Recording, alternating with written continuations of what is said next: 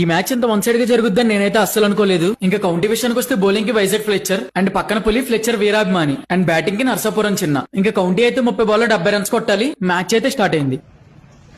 First ball గాల్లోకి పెద్ద flight 6 runs. Batsmen reverse sweep కి ట్రై చేశాడు. It's A dot ball.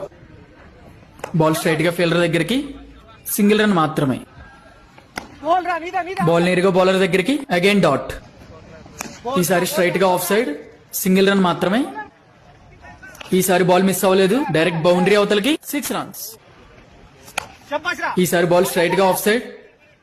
Batsmen 2 runs complete చేస్తాడా?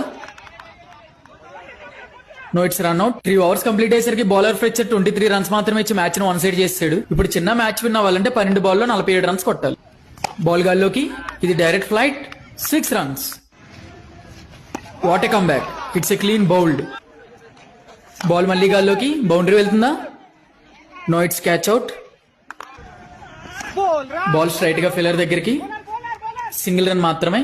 ఇప్పుడు బ్యాట్స్మెన్ మ్యాచ్ విన్ అవ్వాలంటే నెక్స్ట్ 7 బాల్లో 38 రన్స్ కొట్టాలి.